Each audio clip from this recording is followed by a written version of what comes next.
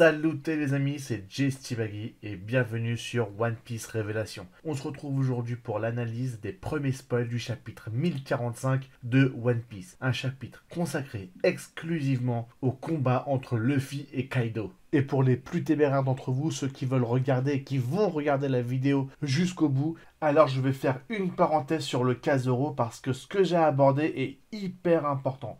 Puisque d'un point de vue narratif, mettre la nouvelle évolution de Luffy avant même de savoir ce qu'il est en train d'arriver à Zoro est selon moi le signe qu'il arrivera une folie à notre épéiste chéri. Bref les amis, revenons à notre chapitre qui s'intitule Next Level. Par ailleurs, il y aura dans ce chapitre une couverture couleur dans laquelle nous verrons l'équipage au chapeau de paille assis sur les lettres des mots qui composent Mère de la Libération. Le chapitre enchaîne et continue sur le combat entre Kaido et Luffy. Le combat s'achève comme il a commencé, c'est-à-dire avec des moments très drôles, assez cartoonesques, assez grotesques. Et puis nous avons un Kaido qui commence à se poser des questions sur les réels pouvoirs du fruit du démon de Luffy.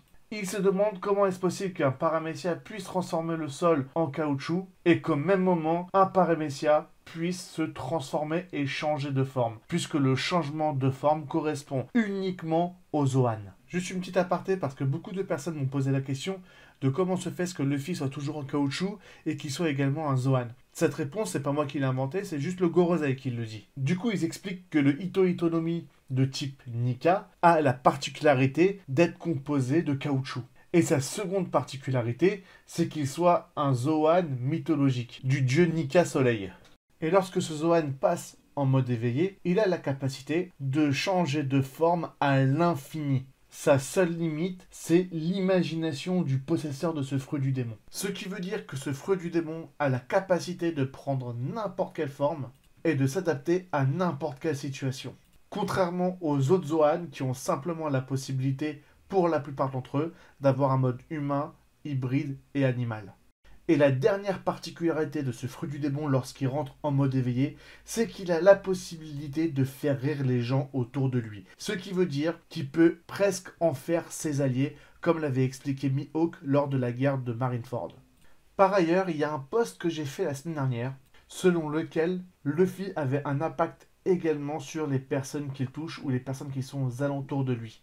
Puisque lorsqu'il est au contact de Kaido, même Kaido se transforme entre guillemets en mode cartoon, puisque lui aussi il a les yeux qui sortent, etc. Et cette déduction semble se confirmer, puisque j'ai les premières images du chapitre 1045, selon lequel on voit Tama, Nami, Chopper, Law et Kid, ayant les yeux qui ressortent en mode cartoon, en regardant le combat entre Luffy et Kaido. Je tiens simplement à préciser que les images que j'ai sous les yeux sont les RAW officiels, ou les RAW officiels, je ne sais pas comment on dit, que la Shueisha envoie aux entreprises. Et je tiens tout particulièrement à remercier la page One Piece Spoil sur Facebook de pouvoir mettre en avant tous ces éléments 10 ans avant tout le monde. Bon les amis, j'ai pas envie de vous spoil toutes les images parce qu'elles sont vraiment dingues. On a une image selon laquelle on voit Kaido avaler entièrement Luffy. On a une autre image dans laquelle le poing de Luffy traverse littéralement le visage de Kaido. Les images sont tellement grotesques et loufoques, je me mets même à douter de la véracité de ces images. Je tiens à vous préciser que les combats ne ressemblent en rien à ce qu'on a l'habitude de voir dans le monde de One Piece et surtout on n'a pas du tout l'habitude de voir Luffy combattre de cette manière. Là c'est vraiment un combat cartoonesque. J'espère vraiment de tout cœur que les gens seront ravis de ce type de combat parce que je sais que ça va certainement déplaire à certains. En tout cas moi j'adore comment les choses se déroulent, je suis complètement fan. Durant ce même combat, Luffy utilise une nouvelle attaque qui s'appelle le Gomu Gomu no Gigant, ce qui veut dire qu'il transforme tout son corps en géant. Selon la traduction, il ressemble à un dieu, donc certainement le dieu Nika. Mais ayant l'image sous les yeux, j'espère que c'est ça, peut-être que je me trompe ou pas, mais selon ce que je vois, pour moi, ça n'a pas vraiment l'image d'un dieu, comme pourrait avoir la transformation de Sangoku en mode Bouddha. Puisque lorsque Sangoku se transforme en mode Bouddha, il prend une forme beaucoup plus gigantesque que sa forme humaine. Mais en plus de ça, on voit que sa forme Bouddha a la stature et l'aura d'un dieu. Alors que là, Luffy, il est en mode géant, mais il ne ressemble pas du tout à la classe que pourrait avoir un dieu. Du coup, on a Momonosuke et Yamato qui commencent à apercevoir le combat entre Luffy et Kaido puisqu'ils ont atteint le toit d'Onigashima. Mais ces deux derniers semblent quand même à bonne distance du combat pour observer tout ce qui se passe. Et surtout pour ne pas être affectés par le mode cartoon.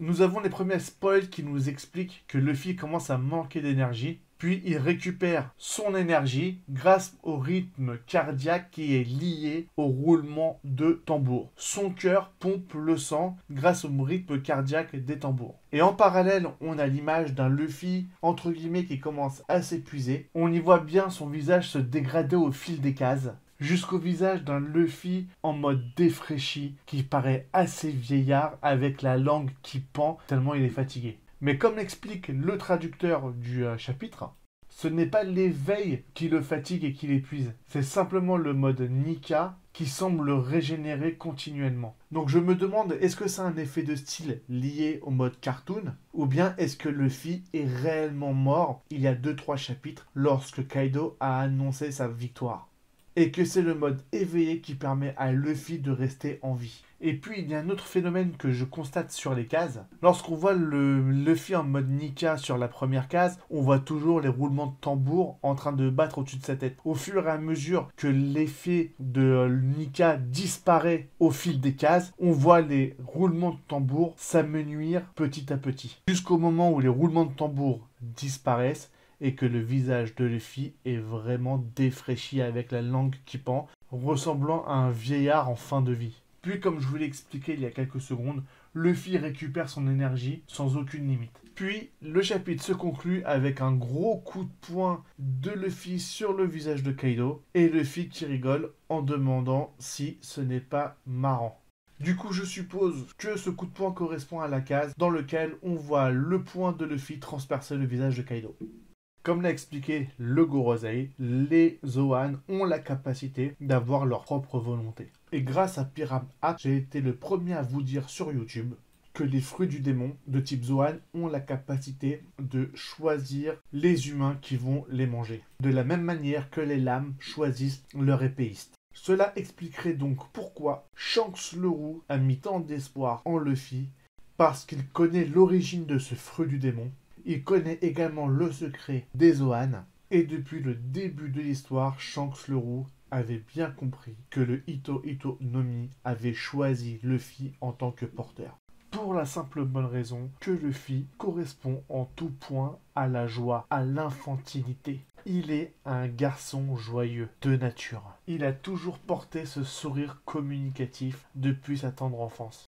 Et je pense concrètement que le fruit du démon de Hito Hito no Mi est la copie conforme au caractère de celui de Luffy. Et je pense même que Hito Hito no Mi influence Luffy sur son caractère. Donc selon moi, Hito Hito no Mi et Luffy étaient faits pour être ensemble. Ils sont compatibles à 100% et c'est pour ça que Hito Hito no Mi a choisi Luffy en tant que porteur.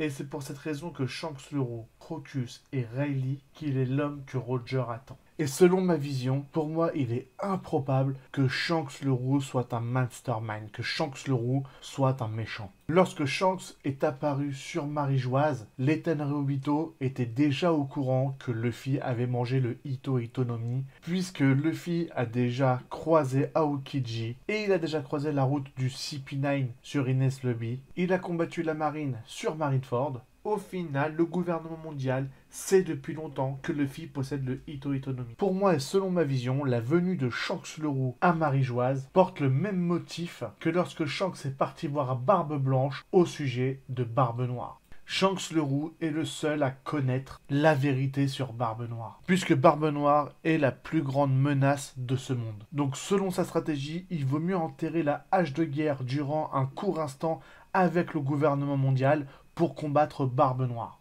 De la même manière que la marine s'est associée à Gold Roger pour combattre Rock d'Ichebek. Une fois la menace Barbe Noire éliminée, l'animosité entre les pirates et le gouvernement mondial pourra reprendre de plus belle. Mon ami, j'aimerais revenir au cas Zoro. Aujourd'hui, on a la possibilité de constater que quasiment tous les protagonistes ont un aperçu du nouveau pouvoir de Luffy. La seule personne absente à l'heure actuelle, c'est notre cher Zoro. Selon moi, cela présage quelque chose d'extraordinaire. Il va arriver un événement exceptionnel avec Zoro. que ce soit en bien ou en mal. Et si c'est en mal, cela revient au fait que je disais au chapitre 1037 que Zoro serait probablement le pire ennemi de Luffy qu'il ait jamais eu à rencontrer jusqu'ici. Puisque, comme l'a expliqué Oda, une légende du passé fera son retour et il sera le pire ennemi de Luffy. Et cette légende portera un cache-œil. Et comme on peut le constater sur Zoro, son œil gauche étant constamment fermé, cela pourrait correspondre à un futur cache-œil qu'il pourrait mettre à cet emplacement. Et il y a un autre élément qui me paraît vraiment suspect, ce sont les battements de cœur, les roulements de tambour qu'on peut lire aux côtés de Luffy. J'ai constaté par moi-même que ces roulements de tambour sont exactement les mêmes qui sont près de Zoro lorsque la faucheuse apparaît pour la première fois au chapitre 1037. Selon moi, il n'y a aucune coïncidence. Je voudrais également mettre en avant le fait que Luffy et Zoro ont toujours rêvé de se jauger tous les deux au combat. Tous les deux aimeraient savoir qui est le meilleur entre l'un et l'autre. Rappelons qu'ils n'ont pas fini le combat qu'ils avaient entamé en début d'aventure.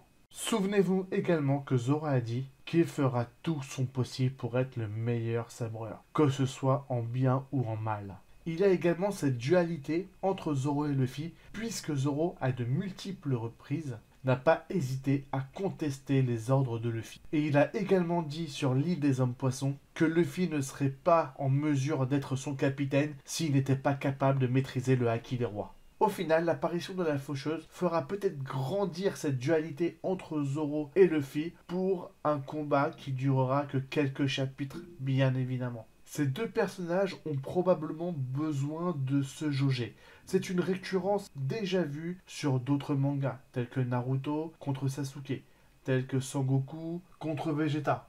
Et pour continuer au sujet de Zoro, mais dans le cas contraire, si c'est un point positif, un Zoro en mode gentil, j'aimerais aller un peu plus loin dans le débat. Pour le coup, je vous demande un peu d'imagination. Le monde des esprits et la réincarnation est un sujet assez sensible au Japon. Et c'est une croyance assez forte. Donc c'est possible que pour moi, Oda en parle à ce moment du manga, parce qu'on est vraiment au cœur de Wano Kuni, qui fait référence au Japon. Certes, mon idée est complètement what the fuck et tirée par les cheveux. Et si la faucheuse n'était pas tout simplement la réincarnation d'une âme? Souvenons-nous que Zoro a fait appel au roi des enfers lorsqu'il a combattu King. Il a également fait appel au pouvoir d'Ashura pour combattre Kaido. Mais lorsque vous remontez au tout début de One Piece, le moment où Kuina est morte, Zoro dit que son nom résonnera partout au point d'arriver aux oreilles de Kuina jusqu'au paradis. Il s'était juré de devenir le meilleur sabreur une fois adulte. Alors je me demande si ce n'est pas Kuina qui est venu défier Zoro sous la forme de la faucheuse. Bref, ça n'a peut-être aucun sens, mais je sentais vraiment le besoin d'en parler. Donc s'il vous plaît, ne m'en tenez pas rigueur pour cette excentricité. Bref, pour le moment, on a le dénouement final entre Luffy et Kaido. Et comme on dit, le meilleur c'est toujours pour la fin. Et à la fin, on aura la grande révélation sur Zoro. Pour ceux qui me connaissent, vous savez que je n'aime pas demander et réclamer des abonnements et des likes sur mes vidéos. Et malheureusement, pour que mon contenu soit diffusé au plus grand nombre, j'ai donc besoin de votre soutien. Si vous avez écouté la vidéo jusqu'au bout, cela prouve peut-être que vous avez apprécié mon contenu. Donc si tu as apprécié, n'hésite pas à t'abonner et à liker sur mes vidéos. Je te remercie du fond du cœur et je t'en remercie d'avance.